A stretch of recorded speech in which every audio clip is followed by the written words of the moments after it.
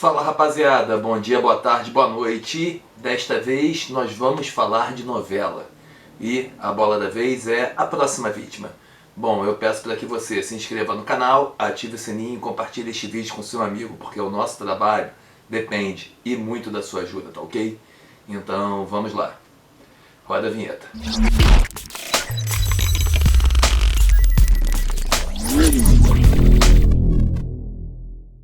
Exibida entre os meses de março e novembro, lá do distante ano de 1995, A Próxima Vítima foi uma novela do Silvio de Abreu, transmitida pela Rede Globo. A novela, de 203 capítulos, contou com um elenco de ponta. Na Próxima Vítima nós tínhamos, por exemplo, Tony Ramos, Araci Balabanian, José Wilker, Natália do Vale e um Selton Mello ainda em início de carreira, ou seja, naquela época o ator nem pensava numa carreira de sucesso no cinema. Ana é amante de Marcelo há 20 anos. Ela, mãe de 3 filhos, Sandro, Júlio e Karina.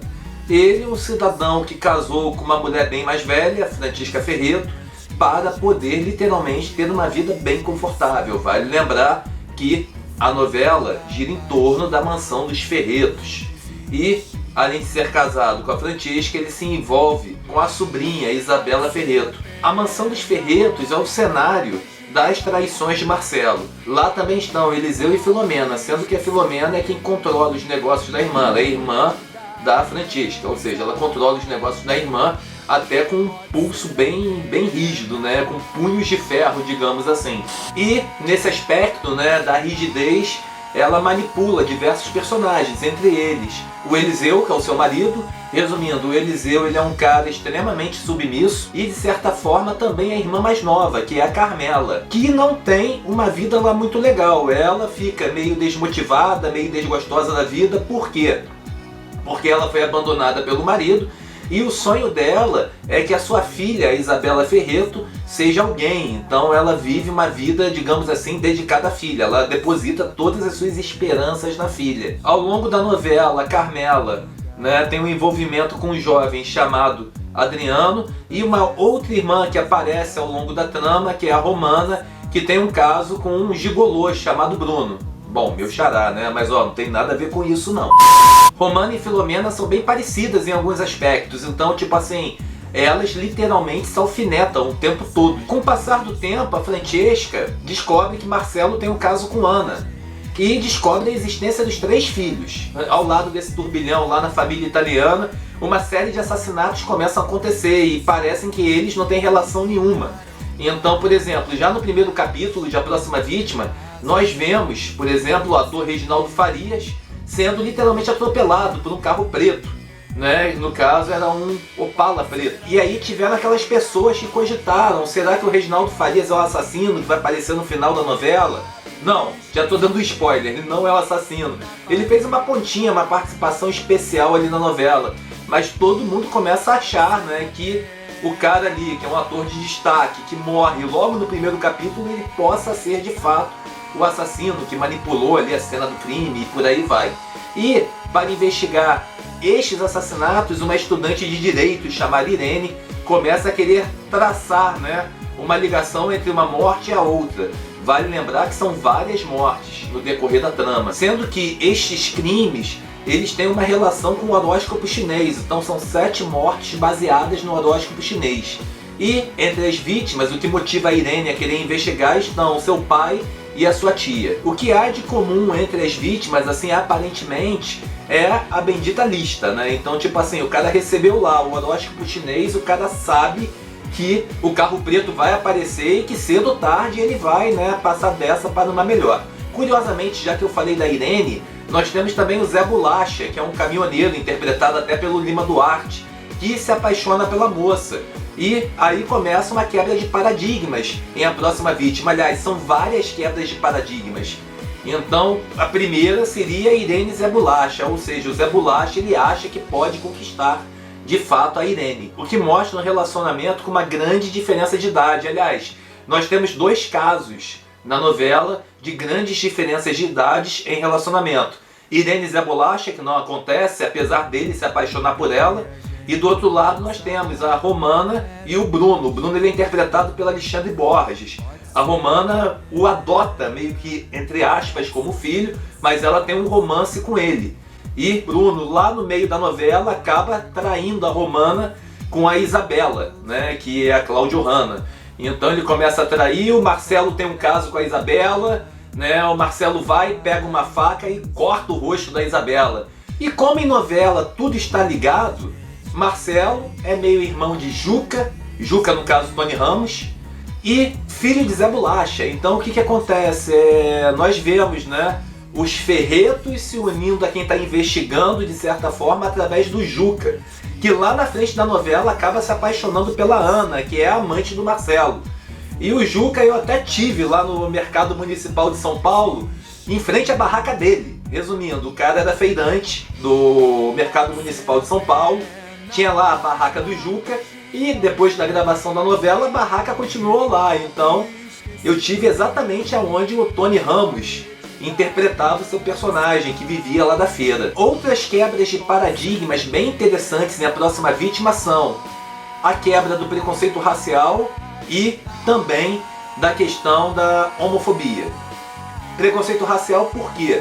Pela primeira vez eu vi na Globo, eu me lembro disso, uma família de classe média negra, né? Porque era muito comum lá na década de 1980 e início dos anos 90 ver que os irmãos afrodescendentes ou faziam papéis de empregados ou faziam papéis de escravos, né? Então era sempre aquela família elitista branca. E A Próxima Vítima, ou no caso Silvio de Abreu, ele coloca uma família de classe média alta, paulistana, negra, vivendo em São Paulo. No caso seriam Kleber, Fátima, Jefferson, Sidney e Patrícia. E a quebra do preconceito com a questão da sexualidade nós vemos quando um dos filhos da família negra, Jefferson, interpretado por Luís Mendes, se apaixona por um dos filhos de uma família branca. No caso, o filho da Ana e do Marcelo, o Sandro, vivido por André Gonçalves.